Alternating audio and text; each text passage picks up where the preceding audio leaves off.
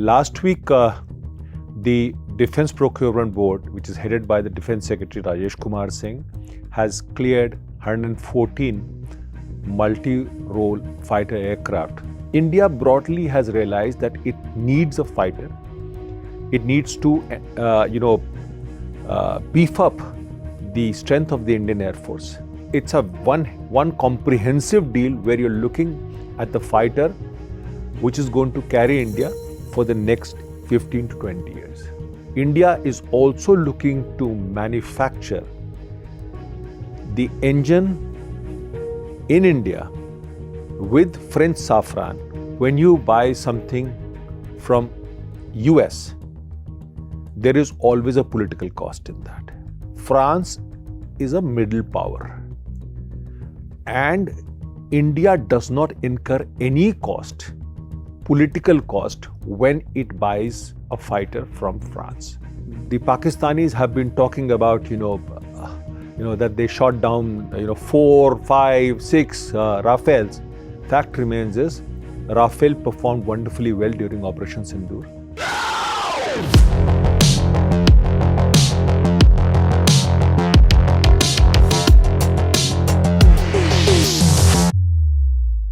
Hello and a very warm welcome to all. You're watching Hindustan Times and my name is Aisha Varma. Weapons deals are on the table for today's segment of Point Blank. Joining us is HT's executive editor, Mr. Shishir Gupta. Sir, namaskar. Sir, let's talk about the specifics when we talk about certain weapons deals, especially when we talk about India. Now, the United States has offered F-35 fighters. Russia has offered Su-57s. Both are fifth generation. When we also talk about fifth generation, we also have to look at China's J-20s. Why exactly then is India going for the Rafales?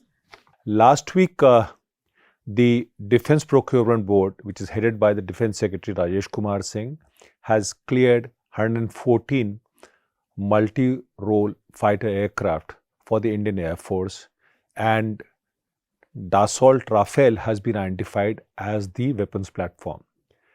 Now, the deal is humongous. It is worth 3.25 lakh crores. And what is significant is that there are various parts of the deal which are like, there'll be a 25% indigenous content in the fighter. The fighter will be made in India after a preliminary buy off the shelf of 18 fighters. Remaining 96 will come from India. France will invest some 25% of the deal in India. There'll be ancillary units, so you'll have a whole, production industry that will come out of India. What is important is that France is not sharing the source codes. Nobody does. Let's be very clear on that. The aircraft will have all the 13 enhancements that featured in the previous 36 fighter deal that we had signed. And the fighter will be the spearhead of the Indian Air Force. That's where it is, first of all. Second thing, US has offered us F-35. Russia has offered us Su-57. China has a fifth generation fighter, which is J-20.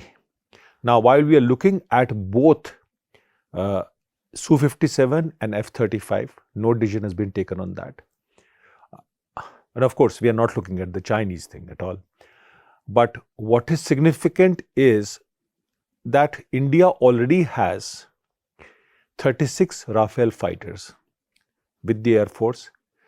The Indian Navy is going to get 26 more within the next 2 years for the INS Vikrant. Now, once you get the 114 fighters, which is going to come, towards the end of this decade, there is all these fighters. What is critical in that is the interoperability. These fighters, they talk to each other. So you cannot have a different platform and decide to just take it over there. So interoperability is the key issue, and that is why Rafale has been shortlisted. Second thing is, India has the maintenance, repair and overhaul of Rafale fighters. Third thing is, Rafale fighter being a 4.6 generation fighter is the best in its class.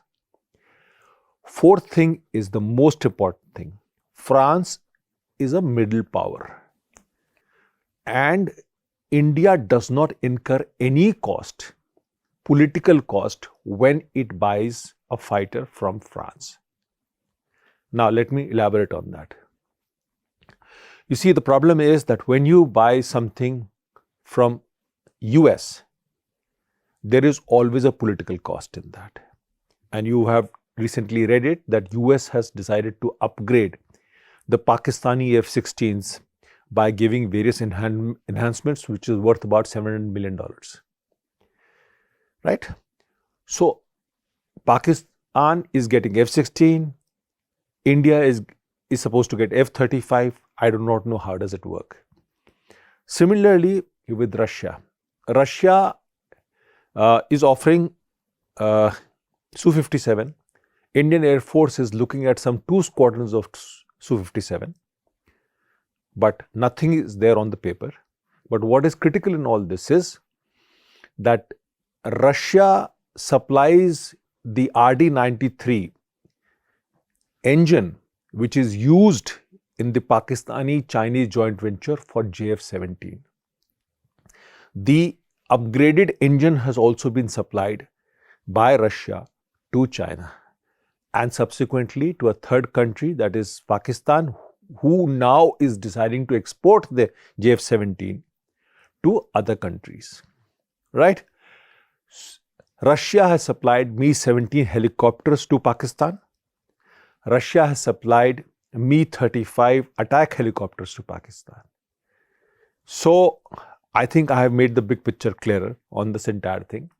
Now, coming to the Chinese J-20, do not have an aircraft engine which can be used for the 5th generation. Let's be very clear on that. The Chinese are still developing the engine. It is called WS-15. They're still developing the engine. It'll take a long time for the engine to develop. So, I'm not too sure as to, what aircraft are we looking when we talk about Chinese J-20. I mean, the aircraft has not seen any combat. Unlike Su-57 in Syria, unlike F-35 again in the Middle East. And is it truly a 5th generation? Well, many have their doubts. So that is why India is going for Rafale fighters, because India is also looking to manufacture the engine in India with French Safran. So ultimately, Safran engines, Rafale fighters will contribute to the development of military industrial complex within India, and that is the key requirement. So that is the reason why India is looking to purchase and make Rafale fighters in India. So what exactly is the status and significance of the deal, if we look at it in an overall manner?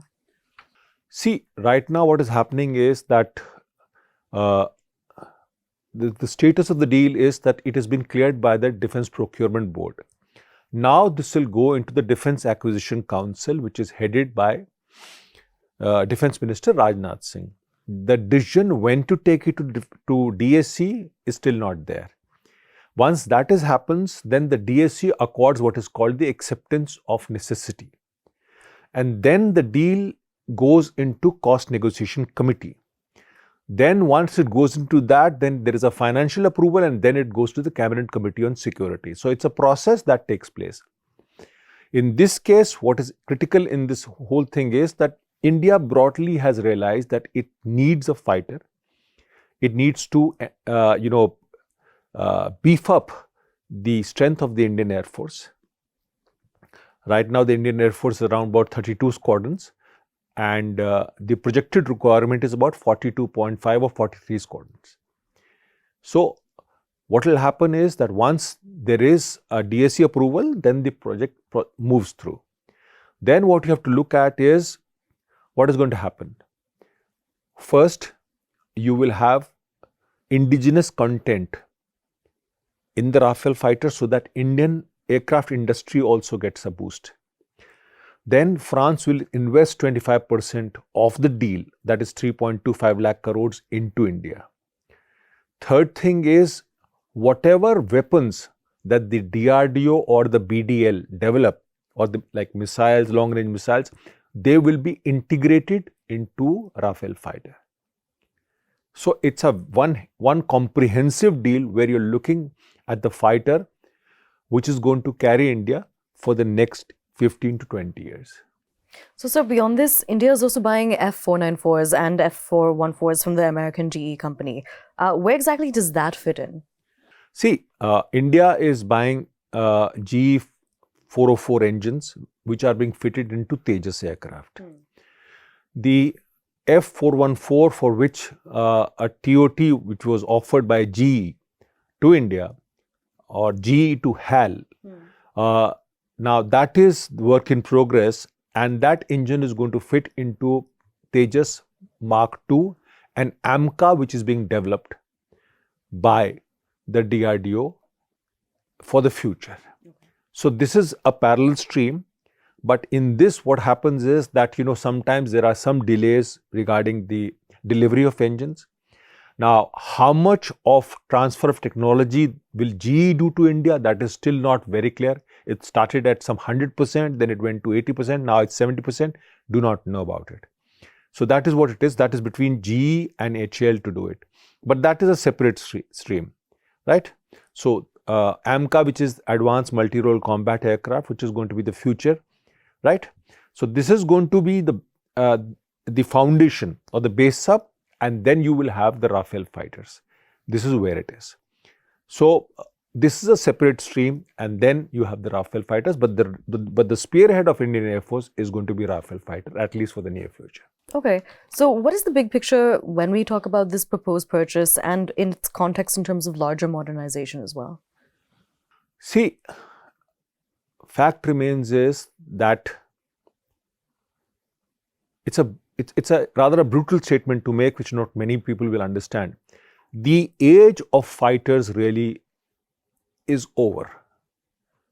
Why? Because you are now looking at standoff weapons, you're now looking at missiles, you're now looking at long range radars where you can shoot down an aircraft well within your own borders. Now, if you look at Pakistan during Operation Sindoor virtually had a coverage close to Delhi as far as radars go. So you cannot operate within the radar envelope, you have to operate beyond the radar envelope, so you need longer range missiles. So there is this whole idea, this whole concept which you see in Top Gun where we know Maverick going this and that is not there anymore. These aircrafts can be taken out whenever they want it, howsoever they want it.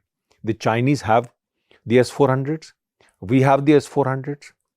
The Pakistanis have the Chinese versions of S-300, right? And there are other places which are also operating on long range radars. So if you look at the future, India is right now trying to really build up its Indian Air Force. So you have mid-air refuelers which are coming in from Israel. You have advanced early warning aircraft which are being made by the DRDO using Airbus and using Embraer aircraft. And then the third part was that you are getting 114 MRFA aircraft from France. So the Indian Air Force per se is being beefed up in a big way in the big picture. And essentially these aircraft will be used against Pakistan or not against China, because ultimately this cannot have the range to cross Tibet and go towards East China, which is the main area of our focus. So what you need is a long range missile, and that is what we are doing. We are right now building a missile force, a rocket missile force, in which you have missiles like Pinaka, which is 120 kilometer extended range, which did wonderfully well as far as the test went last time. Then you have Nirbhay, then you have Pralay, and then you have BrahMos. All these are sort of integrated, where you will have a long range missile force. This is what it is. The future lies in unmanned combat air systems. The future lies in long-range missiles. The future lies in tactical conventional ballistic missiles, and that's what the future is. But for, but the problem here lies is that, a missile like BrahMos costs nearly 40 crores. So you need a platform which can launch the missile cheaply, less than what it will cost you. And for that, you will need these aircraft for launching missiles. Now, let me tell you, the Pakistanis have been talking about, that they shot down, 4, 5, 6 Rafales. Fact remains is, Rafale performed wonderfully well during Operation Sindoor. Rafale was used to launch scalp missiles on Bahawalpur headquarters of Jaish-e-Mohammed and on Murid ke headquarters of Lashkar-e-Toiba. One BrahMos and one scalp was used to take care and demolish the entire lot. Right? Remaining terrorist camps were taken out, or remaining areas were taken out by Rampage missiles, Israeli missile used on a Su-30. Then you used various other loitering ammunition. Navy's loitering ammunition, Army's loitering ammunition, and the Air Force loitering ammunition was used to take care of the other terrorist sites and the radar things. So, Rafale right now has a use, and Rafale is possibly the best choice that is available to India. And my understanding is that the package and the cost of the aircraft is not going to be, some humongous numbers, beyond the 3.25 lakh crores. But the offer is very good because it comes with the aircraft being made in India and the engine being made in India. Now, one thing you must remember is that whosoever dominates the sky makes his own engine. The Americans do it, the French do it, the Brits do it, the Russians do it. Chinese are learning the art in a very fast way. We are also going towards that direction. Sir, thank you so much for joining us and providing us with all of this interesting insight. We'll continue to track the developments, but with that, it's a wrap. Do stay tuned to Hindustan Times.